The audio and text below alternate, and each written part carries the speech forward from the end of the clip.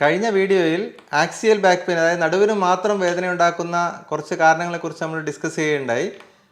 ഇന്ന് ഞാൻ ചർച്ച ചെയ്യുന്നത് നടുവിൽ നിന്നും കാലിലേക്ക് വേദന ഉണ്ടാക്കുന്ന അസുഖങ്ങളെക്കുറിച്ചാണ്. അതായത് സയാറ്റിക്ക എന്നും ഹെർണിയേറ്റഡ് ഡിസ്ക് തെറ്റൽ എന്ന് പല രീതിയിൽ അറിയപ്പെടുന്ന ഈ നടുവിൽ നിന്ന് തുടങ്ങി കാലിലേക്ക് വേദന ഉണ്ടാക്കുന്ന പല അസുഖങ്ങളുണ്ട്. അതിനെക്കുറിച്ചാണ് നമ്മൾ ഇന്ന് ചർച്ച ചെയ്യുന്നത്. ഞാൻ doctor Nishad, consultant pain physician, cortex spine and pain care, Kozhikode.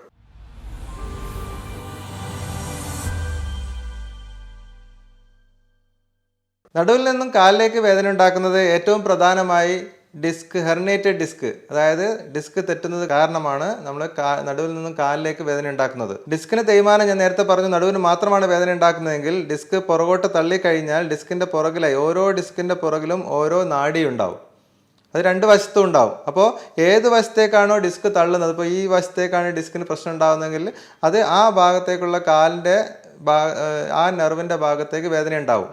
അപ്പോൾ ഇതൊരു ലൈന് പോലെ നമ്മൾ നടുവിൽ നിന്ന് തുടങ്ങി കാല് വരെ ഒരു വേദന ഉണ്ടാകും. ചിലപ്പോൾ നടുവിന് വേദന ഉണ്ടായിക്കൊള്ളും നിർബന്ധമില്ല. തുടക്കത്തിൽ നടുവിന് വേദന ഉണ്ടായിട്ടുണ്ടാവുമെങ്കിലും ഇപ്പോൾ കാലിലേക്ക് വേദന കൂടുന്ന സമയത്ത് നടുവിന് വേദന ഉണ്ടായിക്കൊള്ളുമെന്ന് നിർബന്ധമില്ല. അപ്പോൾ പലപ്പോഴും നമുക്ക് സംശയം ഉണ്ടാകും, കാലിന് വേദന പക്ഷേ നടുവിന് എനിക്കൊരു പ്രശ്നമില്ലല്ലോ. നമ്മൾ നടുവിലേക്ക് നോക്കുമ്പോൾ ഇവർ പറയുന്നത് വെച്ചാൽ നടുവിന് എനിക്കൊരു പ്രശ്നമില്ല, എനിക്ക് കാലിന് മാത്രമേ വേദനയുള്ളൂ എന്നാണ്. അത് ഈ നെർവിന് പ്രശ്നം ഉണ്ടാകുമ്പോൾ നെർവിൻ്റെ പെയിൻ മാത്രമായിട്ടാണ് നമുക്ക് അനുഭവപ്പെടുക. ചിലപ്പോൾ നമ്മൾ ഏതെങ്കിലും ഒരു നെർവിൻ്റെ ഭാഗത്തേക്ക് മാത്രമായിട്ടാണ് വേദന അനുഭവപ്പെടുക. അതായത് നടുവിൽ നിന്ന് തുടങ്ങിയിട്ട് കാലിൻ്റെ സൈഡിലൂടെ പോയി കാലിൻ്റെ പുറംഭാഗത്തേക്ക് പുറോടിൻ്റെ ഭാഗത്തേക്ക് വേദന വരാം. അല്ലെങ്കിൽ കാലിൻ്റെ പുറകു വശത്തൂടെ തുടയുടെ പുറകൂടെ കാലിൻ്റെ പുറകിലൂടെ കാലിൻ്റെ അടിയിലേക്ക് വേദന വരാം. അല്ലെങ്കിൽ നമ്മളെ മുട്ടിൻ്റെ മുൻഭാഗത്തേക്ക് വേദന വരാം. അങ്ങനെ ഏതെങ്കിലും ഒരു നെർവിൻ്റെ ഭാഗത്തേക്ക് മാത്രമായിട്ടാണ് സാധാരണയായി ഈ ഹെർണിയേറ്റഡ് ഡിസ്കിൽ വേദന ഉണ്ടാവുന്നത്. അപ്പോൾ ഇതിനാണ് നമ്മൾ സയാറ്റിക്ക എന്ന് പറയുന്നത്. സയാറ്റിക്ക എന്ന് പറയുന്ന ഒരു കോമൺ ടെർമിനോളജിയാണ്. അതായത് നടുവിന് കാലിലേക്ക് ഇറങ്ങുന്ന പെയിനാണ് സയാറ്റിക്ക എന്ന് പറയുന്നത്. പക്ഷേ എല്ലാ സയാറ്റിക്കയും ഡിസ്കിൻ്റെ പ്രശ്നമായിക്കൊള്ളണമെന്ന് നിർബന്ധമില്ല. അപ്പോൾ ഇതിൽ ഹെർണിയേറ്റഡ് ഡിസ്ക് എന്ന് പറയുന്നത് ഡിസ്ക് പുറകോട്ട് തള്ളിയിട്ടുള്ള പെയിന് സാധാരണ നമുക്ക് ഇരിക്കുന്ന സമയത്ത് ഇരുന്ന് കഴിഞ്ഞാൽ നല്ല വേദന ഉണ്ടാവും. അതുപോലെ തന്നെ മുന്നോട്ട് കുനിയാൻ പറ്റില്ല, മുന്നോട്ട് കുനിയുമ്പോൾ വേദന ഉണ്ടാവും, നടക്കുമ്പോൾ വേദന കൂടി വരും. അപ്പോൾ ഇതൊക്കെയാണ് ഹെർണിയേറ്റഡ് ഡിസ്കിൽ പെയിൻ ഉണ്ടാവുക. റെസ്റ്റ് എടുക്കുമ്പോൾ കുറച്ചൊരു കുറവുണ്ടാവും. അപ്പോൾ സാധാരണ ഇത് പല രീതിയിൽ വരാം. ഒന്ന് എന്ന് പറഞ്ഞാൽ പെട്ടെന്ന് നമ്മൾ എന്തെങ്കിലും ഒരു വലിയ ഭാരപ്പെട്ട സാധനം എടുത്ത് പൊക്കുന്ന സമയത്ത് ഡിസ്ക് തെറ്റി, അപ്പോൾ അതുവരെ ഒരു പ്രശ്നമില്ലാത്ത ആളായിരിക്കും. പെട്ടെന്നൊരു വെയിറ്റ് എടുത്ത് പൊക്കിയപ്പോൾ പെട്ടെന്ന് ഡിസ്ക് തെറ്റി കാലിലേക്ക് കൊളുത്തി പിടിച്ച് കാലിൽ മൊത്തത്തിൽ വേദന വന്നു. അപ്പോൾ തീരെ നടക്കാൻ പോലും പറ്റാത്ത അവസ്ഥയിലായിരിക്കും ചിലപ്പോൾ സ്റ്റാർട്ടിങ്ങിലുണ്ടാവുക. വേറെ ചില ആളുകൾക്ക് മെല്ലെ ആദ്യം നടുവേദന ഉണ്ടായി, പിന്നെ കുറച്ച് കഴിഞ്ഞ് മെല്ലെ കാലിലേക്ക് ചെറിയൊരു കടച്ചിൽ പോലെ ഇറങ്ങി അത് കൂടി വരുന്ന രീതിയിൽ വരാം. അപ്പോൾ ഈ രണ്ട് രീതിയിലും നമുക്ക് ഹെർണിയേറ്റഡ് ഡിസ്ക് പ്രസൻറ്റ് ചെയ്യാം. ഒന്ന് ഡിസ്കിൻ്റെ തേയ്മാനം കൊണ്ടായിരിക്കും, ഒന്ന് പെട്ടെന്നുണ്ടാകുന്ന വെയിറ്റ് എടുത്ത് പൊക്കുന്നതുകൊണ്ട് പെട്ടെന്ന് ഡിസ്ക് തള്ളുന്നതുകൊണ്ടായിരിക്കാം. അപ്പോൾ ഇത് രണ്ടും നമുക്ക് കാലിലേക്കാണ് പ്രധാനമായിട്ട് വേദന ഉണ്ടാക്കുക. ഇതിൻ്റെ കൂട്ടത്തിൽ ഈ തരിപ്പ്, അതുപോലെ തന്നെ ചെറിയ പിൻസ് ആൻഡ് നീഡിൽ സെൻസേഷൻ, അപ്പോൾ അത്തരത്തിലുള്ള ടിംഗ്ലിംഗ് എന്ന് പറഞ്ഞ സെൻസേഷൻ ഇതൊക്കെ ഉണ്ടാവും. ചിലപ്പോൾ വീക്ക്നെസ് ഉണ്ടാവാം, അതായത് പാദം പൊക്കാൻ പറ്റാത്ത അവസ്ഥ, അല്ലെങ്കിൽ കാല് മൊത്തത്തിൽ തളർന്നു പോകുന്ന അവസ്ഥ, അതും അല്ലെങ്കിൽ വയറ്റിന്ന് പോകാനോ മൂത്രമൊഴിക്കാനൊക്കെയുള്ള ബുദ്ധിമുട്ട്. അതിന് നമ്മൾ കോഡ ഇക്വിനാസ് സിൻഡ്രോം, അതായത് കാലിലേക്കുള്ള തളർച്ചയും അതിനോട് കൂടെ തന്നെ നമുക്ക് വയറ്റിന്ന് പോകാതെ മൂത്രം അറിയാതെ പോകുക, ഇങ്ങനത്തെ പ്രശ്നങ്ങൾ, അതൊരു എമർജൻസിയാണ്. ഞാൻ നേരത്തെ എൻ്റെ വീഡിയോയിൽ പറഞ്ഞതുപോലെ അതൊരു റെഡ് ഫ്ലാഗ് ആണ്. ഇത്തരത്തിലുള്ള ആളുകൾ പെട്ടെന്ന് തന്നെ ട്രീറ്റ്മെൻറ്റ് എടുക്കേണ്ടതാണ്. അതായത് നമ്മൾ വിത്തിൻ 24 മണിക്കൂറിനുള്ളിൽ നമ്മൾ ഇതിന് ചികിത്സിച്ചില്ലെങ്കിൽ നമുക്കത് കാലിൻ്റെ വീക്ക്നെസ് പെർമനൻ്റ് ആയിട്ട് നിലനിൽക്കാനുള്ള സാധ്യതയുണ്ട്. അപ്പോൾ അതൊരു എമർജൻസിയാണ്. അപ്പോൾ അതല്ലാതെ ഉള്ള ഹെർണിയേറ്റഡ് ഡിസ്ക്, അതായത് ഈ കോഡ ഇക്വിനാസ് സിൻഡ്രോം ഞാൻ നേരത്തെ ഈ പറഞ്ഞ പ്രശ്നങ്ങളൊന്നും ഇല്ലാത്ത ഹെർണിയേറ്റഡ് ഡിസ്ക് നമുക്ക് എമർജൻസി ഇല്ല, നമുക്ക് പേടിക്കേണ്ട ആവശ്യമില്ല. കാരണം ഇതിൽ 90% ആളുകൾക്കും 3 മാസത്തിനുള്ളിൽ മാറും. ഈ ഹെർണിയേറ്റഡ് ഡിസ്കിൻ്റെ ഏറ്റവും വലിയ പ്രത്യേകത അതാണ്. അപ്പോൾ ഇത്രയും സിവിയർ പെയിനായിട്ട് നടുവെന്ന് കാലിലേക്കൊക്കെ വേദനയായിട്ട് വരുമെങ്കിലും ഒരു 90% ആളുകൾക്കും അതൊരു 6 ആഴ്ച മുതൽ ഒരു 3 മാസം വരെയുള്ള സമയം കൊണ്ട് അത് പൂർണ്ണമായിട്ട് മാറും. അപ്പോൾ നമുക്ക് ആ സമയം കൊടുക്കണം. അതാണ് ഏറ്റവും പ്രധാനം. ഒരു സർജറി ചെയ്യുന്നതിന് മുന്നേ ആയിട്ട് നമ്മൾ ഇത്തരത്തിലുള്ള മറ്റുള്ള ട്രീറ്റ്മെൻറ്റ് എടുത്തിട്ട് അതിനുള്ള സമയം കൊടുക്കുക എന്നുള്ള, ശരീരത്തിന് അത് റിപ്പയർ ചെയ്യാനുള്ള സമയം കൊടുക്കണം. ഇനി ഒന്നാമത്തെ കാരണം ഹെർണിയേറ്റഡ് ഡിസ്ക് ആണ്. രണ്ടാമത്തെ കാരണം ഈ ഭാഗത്ത് നമ്മൾ ഇതിൻ്റെ പുറകിൽ നമുക്ക് കാണാം, ഡിസ്കിൻ്റെ പുറകിൽ ഈ നെർവ് പോകുന്ന സ്ഥലമുണ്ട്. അപ്പോൾ അതിന് സ്പേസ് കുറയും. ഇപ്പോൾ ഒന്നുകിൽ ഹെർണിയേറ്റഡ് ഡിസ്ക് പുറകോട്ട് തള്ളുമ്പോൾ ആ ഞരമ്പിന് പോകാനുള്ള സ്പേസ് കുറയുകയാണ്. അതുപോലെ തന്നെ ഡിസ്കിൻ്റെ പുറകിലുള്ള ഈ ജോയിൻറ്റിൻ്റെ പ്രശ്നം കാരണമോ തേയ്മാനം കാരണമോ അല്ലെങ്കിൽ അതിൻ്റെ ഉള്ളിലുള്ള മറ്റുള്ള സ്ട്രക്ചേഴ്സിൻ്റെ വലിപ്പം കാരണമോ ആ ഭാഗത്ത് സ്പേസ് കുറയും. ഇതിനാണ് നമ്മൾ കനാൽ സ്റ്റിനോസിസ് എന്ന് പറയുന്നത്, ലംബാർ കനാൽ സ്റ്റിനോസിസ്. അതായത് നമുക്ക് ഈ ഞരമ്പ് നിൽക്കുന്ന സ്ഥലം, ആ കനാലിൻ്റെ സ്പേസ് കുറയുകയാണ്. അപ്പോൾ സ്പേസ് കുറയുന്ന സമയത്ത് നമുക്ക് ഈ നെർവിൻ്റെ ഭാഗത്തേക്ക് വേദന അനുഭവപ്പെടും. അപ്പോൾ ഈ ലംബാർ സ്റ്റെനോസിസിൻ്റെ പ്രത്യേകത എന്താണെന്ന് വെച്ചാൽ ഇത് കൂടുതലായിട്ട് കാണുന്നത് പ്രായം കൂടുതലുള്ള ആൾക്കാരിലാണ്. വളരെ അപൂർവമായിട്ട് ചെറിയ പ്രായത്തിൽ കാണുള്ളൂ. അപ്പോൾ പ്രായം കൂടുതലുള്ള ആൾക്കാരിൽ നടുവിന് കാര്യമായ വേദനയോ കാര്യങ്ങളോ ഒന്നും ഉണ്ടാവില്ല. അവർ നടക്കാൻ തുടങ്ങുമ്പോൾ കാലിലേക്ക് വേദന വരും. മിക്കവാറും 2 കാലിലേക്കും തന്നെ വേദന വരും. അപ്പോൾ കുറച്ച് നേരം നടക്കുമ്പോൾ വേദന വരും. അപ്പോൾ എന്ത് ചെയ്യും? അവിടെ ഇരിക്കണം. ഇരുന്ന് കഴിഞ്ഞാൽ വേദന പോവും. പിന്നെയും കുറച്ച് ദൂരം നടക്കാൻ പറ്റും. പിന്നെ ഇരുന്ന് കഴിഞ്ഞാൽ വേദന പോകും. അപ്പോൾ ഇത്തരത്തിൽ നടക്കാൻ പറ്റാത്തൊരവസ്ഥ നമ്മൾ ക്ലോഡിക്കേഷൻ എന്ന് പറയുമ്പോൾ കുറച്ച് നേരം നടന്നു കഴിഞ്ഞാൽ വേദന വരും. അന്നേരം റെസ്റ്റ് എടുത്തു കഴിഞ്ഞാൽ വേദന പോകും. രാവിലെ എണീക്കുമ്പോൾ ഒന്നും ഒരു പെയിൻ ഉണ്ടാവില്ല. കിടന്നു കഴിഞ്ഞാൽ ഒരു വേദന ഉണ്ടാവില്ല. ഇതിനാണ് ലംബാർ കനാൽ സ്റ്റെനോസിസ് എന്ന് പറയുന്നത്. അതായത് നമുക്ക് ഞരമ്പിന് സ്പേസ് ഇല്ലാത്തത് കൊണ്ടുണ്ടാകുന്ന പ്രശ്നമാണ് ലംബാർ കനാൽ സ്റ്റെനോസിസ്. ഇത് ഒരു കാരണമാണ്. കാലിലേക്ക് വേദന ഉണ്ടാക്കുന്ന നടുവിൻ്റെ ഒരു അസുഖത്തിൻ്റെ ഒരു ഘടകമാണ്. മൂന്നാമത്തതൊന്ന് ലിസ്തസിസ് ആണ്. ലിസ്തസിസ് എന്ന് പറഞ്ഞു കഴിഞ്ഞാൽ നമ്മൾ ഡിസ്ക്കാണ് നേരത്തെ തെറ്റെന്ന് ഞാൻ പറഞ്ഞു. അതുപോലെ തന്നെ എല്ല് തന്നെ നീങ്ങിപ്പോവാം. അതായത് നട്ടലിൻ്റെ ഈ ഓരോ കശേരു നീങ്ങിപ്പോവുക. അപ്പോൾ ഈ നീങ്ങിപ്പോകുന്ന സമയത്ത് ഇത് പുറകോട്ട് തള്ളിയ എല്ല് ഞരമ്പിന് പ്രശ്നം ഉണ്ടാക്കും. ഡിസ്ക് ചെയ്തതുപോലെ തന്നെ ഇതിൽ പ്രശ്നം ഉണ്ടാവും. സാധാരണയായി എന്തെങ്കിലും വീഴ്ചയോ പരിക്കോ പറ്റിക്കഴിഞ്ഞാലാണ് ഇതുപോലെ എല്ലിന് ചെറിയൊരു ഫ്രാക്ചർ വന്നതിന് ശേഷമാണ് അത് നീങ്ങിപ്പോവുക.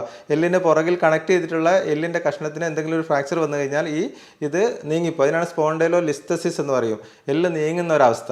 അപ്പോൾ അതാകുമ്പോൾ പ്രശ്നം എന്ന് വെച്ചാൽ നമ്മൾ എണീറ്റ് നിൽക്കുന്ന സമയത്ത് സ്റ്റെബിലിറ്റി ഉണ്ടാവില്ല. എല്ലിന് സ്റ്റെബിലിറ്റി ഇല്ലാത്തതുകൊണ്ട് അത് നീങ്ങിപ്പോവും. അപ്പോൾ നീങ്ങുന്ന സമയത്ത് ആ നെർവിൻ്റെ ഭാഗത്തേക്ക് കാലിലേക്ക് പെയിൻ വരും, നടുവിനും കാലിനും പെയിൻ ഉണ്ടാവും. അപ്പോൾ ഇത് ഒരു വിഭാഗമാണ്. ഇതിൽ പ്രശ്നം എന്താ വെച്ചാൽ മറ്റുള്ള ഞാൻ നേരത്തെ പറഞ്ഞു ഡിസ്ക് നമുക്ക് കുറച്ച് ടൈം കഴിഞ്ഞാൽ മാറിക്കിട്ടുമെന്ന് പറഞ്ഞു. അതുപോലെ ഈ ലിസ്തസിസ് വന്നു കഴിഞ്ഞാൽ ഫ്രാക്ചർ കാരണം വന്ന ലിസ്തസിസ് ആണെങ്കിൽ അത് മാറാനുള്ള സാധ്യത കുറവാണ്.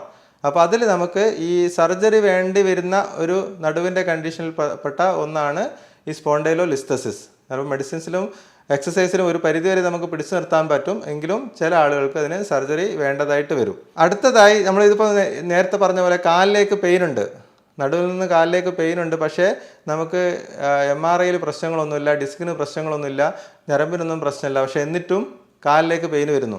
അതും പ്രധാനപ്പെട്ട കുറേ അസുഖങ്ങൾ അങ്ങനെയുണ്ട്. അതായത് പ്രത്യേകിച്ച് ഇതിലൊന്നും കാണാത്ത സംഭവങ്ങൾ. അതിൽ പ്രധാനപ്പെട്ട ഘടകമാണ് പൈരിഫോമിസ് സിൻഡ്രോം. അതായത് നമ്മളെ ഈ ചണ്ണയുടെ ഭാഗത്ത്, അതായത് ഗ്ലൂട്ടിയൽ റീജിയണിൽ നമുക്കൊരു മസിലുണ്ട്, പൈരിഫോമിസ് എന്നൊരു മസിൽ. അതിൻ്റെ ഉള്ളിലൂടെയാണ് കാലിലേക്കുള്ള ഈ സയാറ്റിക് നെർവ് പുറത്തേക്ക് കടക്കുന്നത്. ഈ മസിൽസിൻ്റെ പ്രശ്നം കാരണം നമുക്ക് കാലിലേക്ക് വേദനയും തരിപ്പും അനുഭവപ്പെടും. അതായത് കൃത്യമായി നമ്മൾ ഈ ഹെർണിയേറ്റഡ് ഡിസ്കിൻ്റെ അതേ സിംറ്റംസ് ആയിരിക്കും ഉണ്ടാവുക. നടുവേദന ഉണ്ടാവും, കാലിലേക്കുള്ള വേദന ഉണ്ടാവും, തരിപ്പ് ഉണ്ടാവും, എല്ലാം ഉണ്ടാവും. ഇരിക്കുമ്പോഴാണ് വേദന കൂടുക. എല്ലാ സിംറ്റംസും ഏകദേശം സിമിലർ ആയിരിക്കും. പക്ഷേ MRI നോർമലാണ്, ഡിസ്കിന് പ്രശ്നമൊന്നും ഉണ്ടാവില്ല. അത്തരത്തിലുള്ള കാര്യത്തിൽ നമ്മൾ ഏറ്റവും പ്രധാനമായി നോക്കേണ്ട സാധനം പൈരിഫോമിസ്. അതായത് നമുക്ക് ഈ ബട്ടക്സിൻ്റെ ഭാഗത്ത് നമ്മൾ പരിശോധിക്കുകയാണെങ്കിൽ കൃത്യമായി നമുക്കൊരു സ്ഥലത്ത് പെയിൻ അനുഭവപ്പെടും.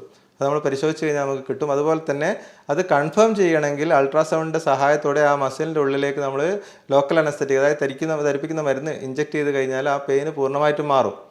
അപ്പോൾ അത് നമുക്ക് ഡയഗ്നോസ്റ്റിക് കൂടിയാണ്. അപ്പോൾ അത് ചെയ്ത് കഴിഞ്ഞാൽ അത് പൈരിഫോമിസ് സിൻഡ്രോം ആണെന്ന് നമുക്ക് ഡയഗ്നോസ് ചെയ്യാം.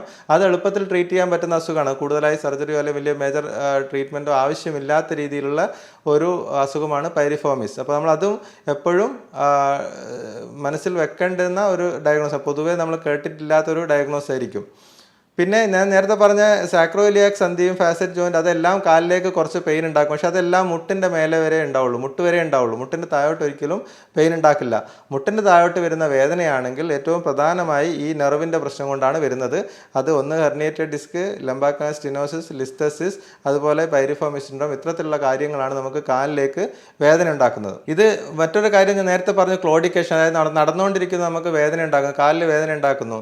അപ്പോൾ അത്തരത്തിലുള്ള കാര്യങ്ങൾ ഒരു കാര്യം നമ്മൾ ശ്രദ്ധിക്കേണ്ടത്, ചിലപ്പോൾ നമുക്ക് രക്തക്കുഴലുകൾ, അതായത് കാലിലേക്കുള്ള രക്തക്കുഴൽ, ഞാൻ നേരത്തെ ഇത്രയും കാര്യങ്ങൾ പറഞ്ഞ ഞരമ്പെന്ന് ഉദ്ദേശിച്ച നാഡികളെ കുറിച്ചാണെങ്കിൽ കാലിലേക്കുള്ള രക്തക്കുഴലുകളിലേക്ക് രക്തോട്ടം കുറയുന്നത് കൊണ്ടും കാലിലേക്ക് വേദന വരാം.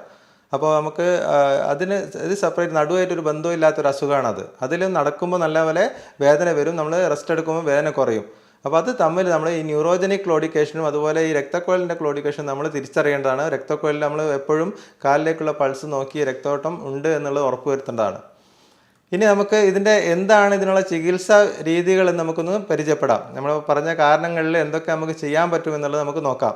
ഒന്നാമത്തെ ഞാൻ പറഞ്ഞ ഹെർണിയേറ്റഡ് ഡിസ്കോ അല്ലെങ്കിൽ ആനുലാർ ടയർ കാരണം ഈ നെർവിൻ്റെ ഭാഗത്തേക്ക് ഉണ്ടാകുന്ന സയാറ്റിക്, അതായത് നെർവിൻ്റെ പെയിൻ ഉണ്ടാവുകയാണെങ്കിൽ എന്ത് ചെയ്യും? അപ്പോൾ തുടക്കത്തിൽ നമ്മൾ ചെയ്യേണ്ടത് വെച്ചാൽ ഈ വന്ന ഉടനെ നമ്മൾ പെട്ടെന്ന് തന്നെ ചാടി കയറി ഒരു ട്രീറ്റ്മെൻറ്റ് എടുക്കേണ്ട ആവശ്യമില്ല. അതായത് നമുക്ക് കുറച്ചൊന്ന് റെസ്റ്റ് കൊടുത്ത് വേദനയും നീരും പോകാനുള്ള മെഡിസിൻ എടുത്തു കഴിഞ്ഞ് കുറച്ച് ഫിസിയോതെറാപ്പി ചെയ്യുക. ഇത്തരത്തിൽ ചെയ്താൽ തന്നെ മിക്ക ആളുകൾക്കും കുറച്ച് ദിവസം കൊണ്ട് അത് സബ്സൈഡ് ചെയ്യും. അപ്പോൾ അത്തരത്തിൽ സബ്സൈഡ് ചെയ്യാത്ത ആളുകൾക്ക് മാത്രമേ നമ്മൾ ഫർദർ ട്രീറ്റ്മെൻറ്റിനെ കുറിച്ച് ആലോചിക്കേണ്ട ആവശ്യമുള്ളൂ. ചിലപ്പോൾ ആളുകൾക്ക് എന്താ പ്രശ്നം എന്ന് വെച്ചാൽ നല്ല സിവിയർ പെയിൻ ആയിരിക്കും. നമ്മൾ ഇതൊന്നും എടുത്തു കഴിഞ്ഞാലോ ഇപ്പോൾ സാധാരണ പെയിൻ കില്ലർ കഴിച്ചാലോ അല്ലെങ്കിൽ ഫിസിയോതെറാപ്പി ചെയ്താലോ ഒന്നും വേദന മാറില്ല, നല്ല കഠിനമായ വേദന ഉണ്ടാവും. അപ്പോൾ കഠിനമായ വേദന ഉണ്ടാകുമ്പോൾ നമ്മളെന്ത് ചെയ്യും? ഓടിപ്പോയി ഒരു രക്ഷയില്ല, എന്തെങ്കിലും ചെയ്താൽ മാറ്റണം എന്നുള്ള രീതിയിൽ സർജറി ചെയ്യും. അപ്പോൾ അത്തരത്തിൽ ചെയ്യുന്നതിന് പകരമായി നമുക്കതിൻ്റെ പെയിന് മാറ്റാനുള്ള ട്രീറ്റ്മെൻറ്റിനെ കുറിച്ച് ആലോചിക്കാവുന്നതാണ്. അപ്പോൾ അത്തരത്തിലുള്ള ആളുകൾക്ക് നമുക്ക് നേരെ എക്സ്റേയുടെ ഗൈഡൻസ് നോക്കി ആ നെർവ് ഏത് നെർവിലാണോ നീരിറങ്ങിയിട്ടുള്ളത് പെയിൻ ഉണ്ടാക്കുന്നത് ആ നെർവിൻ്റെ അവിടെ റൂട്ട് ബ്ലോക്ക് കൊടുക്കാൻ പറ്റും. അവിടെ നേരിട്ട് തരിപ്പിക്കുന്ന മരുന്നും അതിൻ്റെ കൂടെ സ്റ്റിറോയിഡും ആഡ് ചെയ്ത് കൊടുക്കുകയാണെങ്കിൽ നമുക്കതിൻ്റെ ആ ഇൻഫ്ലമേഷൻ, ആ നെർവിൻ്റെ ഇൻഫ്ലമേഷൻ സെറ്റിൽ ചെയ്യുകയും ആ പെയിന് കുറയുകയും ചെയ്യും. അങ്ങനെ പെയിന് കുറഞ്ഞു കഴിഞ്ഞാൽ നമുക്ക് എക്സസൈസും കാര്യങ്ങളും ചെയ്ത് ബാക്കിൻ്റെ സ്ട്രെങ്ത് വീണ്ടെടുക്കാം. അതാണ് അതിനുള്ള ഒരു മാർഗം. പിന്നെ മറ്റൊരു കാരണം കുറേ കാലങ്ങളായിട്ടുള്ള പെയിനാണ്, നമുക്ക് കുറച്ച് 5-6 ആഴ്ച കഴിഞ്ഞിട്ടൊന്നും മാറുന്നില്ല. അത്തരത്തിലുള്ള ഹെർണിയേറ്റഡ് ഡിസ്ക് ആണെങ്കിൽ നമുക്കതിൽ 2 രീതിയിൽ ചെയ്യാം. ഒന്ന് പറഞ്ഞാൽ ഓപ്പറേഷൻ ഇല്ലാതെ തന്നെ ഡിസ്ക് ചുരുക്കാനുള്ള ട്രീറ്റ്മെൻ്റ് ഉണ്ട്. അതിൽപ്പെട്ടതാണ് ഓസോൺ ന്യൂക്ലിയോലൈസിസ്. അതായത് ഡിസ്കിൻ്റെ ഉള്ളിലേക്ക് നമ്മൾ ഓസോൺ ഇഞ്ചക്ഷൻ കൊടുക്കുക. അപ്പോൾ ഈ ഓസോൺ ഇഞ്ചക്ഷൻ കൊടുക്കുമ്പോൾ ഡിസ്കിൻ്റെ ഉള്ളിലുള്ള ഹൈഡ്രേഷൻ, അതായത് വെള്ളത്തിൻ്റെ അംശം അത് വലിച്ചു കളയും. ആ സമയത്ത് ഡിസ്ക് ചുരുങ്ങും. ഡിസ്ക് ചുരുങ്ങുമ്പോൾ പുറകോട്ട് തള്ളിയ ഭാഗം സ്വാഭാവികമായിട്ടും ഉള്ളിലേക്ക് വലിഞ്ഞു വരും. അതാണ് ഓസോൺ ന്യൂക്ലിയർ. അതായത് ഓപ്പറേഷൻ ഇല്ലാതെ ഡിസ്ക് ചുരുക്കാൻ പറ്റുന്ന രീതിയിലുള്ള ട്രീറ്റ്മെൻറ്റാണ് ഓസോൺ ട്രീറ്റ്മെൻറ്റ്. അപ്പോൾ അതിൽ നിൽക്കുന്നില്ല. അപ്പോൾ അത്തരത്തിലുള്ളതൊന്നും പറ്റുന്നില്ല. നമുക്ക് എല്ലാ ഡിസ്കിനും ചിലപ്പോൾ ഓസോൺ പറ്റിക്കൊള്ളുന്നില്ല. അപ്പോൾ അങ്ങനെ പറ്റാത്ത എക്സ്ട്രൂഡ് ആയിട്ടുള്ള ഡിസ്ക്കാണ് ഈ പറഞ്ഞ രീതിയിൽ ഇഞ്ചക്ഷനും അതുപോലെ തന്നെ ഫിസിയോതെറാപ്പി എക്സസൈസ് എല്ലാം ചെയ്തിട്ട് മാറാത്തതാണെങ്കിൽ നമുക്ക് ചിലപ്പോൾ സർജറി വിഭാഗത്തിലേക്ക് പോകേണ്ടി വരും. സർജറിയിൽ തന്നെ നമുക്ക് അധികം റിസ്ക് ഇല്ലാത്ത രീതിയിലുള്ള എൻഡോസ്കോപ്പി ഡിസ്കെക്ടമി, ചെറിയ നേരിട്ട് ഫൊറാമനിൽ പോയി ആ ഡിസ്ക് തള്ളിയ ഭാഗം മാത്രം ട്രീറ്റ് ചെയ്യുന്ന രീതിയിലുള്ള എൻഡോസ്കോപ്പി ഡിസ്കെക്ടമി ഉണ്ട്. അത് ചെയ്ത് കഴിഞ്ഞാൽ നല്ലപോലെ മാറ്റം ഉണ്ടാവും. ഇതിനും മാറ്റമില്ലാത്ത അല്ലെങ്കിൽ അതിനും പറ്റാത്ത ആളുകൾക്ക് മാത്രമേ മറ്റുള്ള ഓപ്പൺ സർജറിയെക്കുറിച്ച് ആലോചിക്കേണ്ട ആവശ്യമുള്ളൂ. അതും 6 ആഴ്ചയെങ്കിലും മിനിമം വെയിറ്റ് ചെയ്തതിന് ശേഷം മാത്രമേ നമ്മൾ സർജറിയെക്കുറിച്ച് ആലോചിക്കാവുള്ളൂ. കാരണം പ്രത്യേകിച്ച് റെഡ് ഫ്ലാഗ്സ് ഒന്നും ഇല്ലെങ്കിൽ, വീക്ക്നെസ്സോ കാര്യങ്ങളോ ഒന്നും ഇല്ലാത്ത ആളുകളാണെങ്കിൽ മിനിമം 6 ആഴ്ചയെങ്കിലും നമ്മൾ വെയിറ്റ് ചെയ്തതിന് ശേഷം മാത്രമേ സർജറിയെക്കുറിച്ച് ആലോചിക്കേണ്ട ആവശ്യമുള്ളൂ. അപ്പോൾ ഇതാണ് ഹെർണിയേറ്റഡ് ഡിസ്ക്. പക്ഷേ ലംബാർ കനാൽ സ്റ്റെനോസിസിൽ യൂഷ്വലി നമ്മൾ മെഡിസിൻസ്, അതായത് നെർവിൻ്റെ രക്തോട്ടം റെഡിയാക്കാനുള്ള മെഡിസിനും അതിൻ്റെ കൂടുതൽ എക്സസൈസും കാര്യങ്ങളും ചെയ്ത് കഴിഞ്ഞാൽ തന്നെ ഒരു പരിധി വരെ നമുക്ക് സമാധാനം ഉണ്ടാവും.